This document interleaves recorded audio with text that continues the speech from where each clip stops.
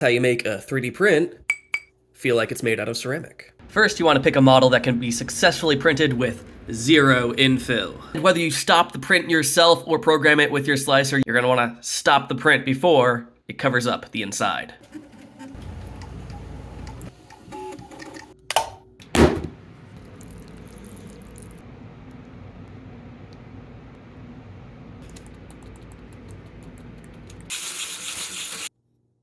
And that's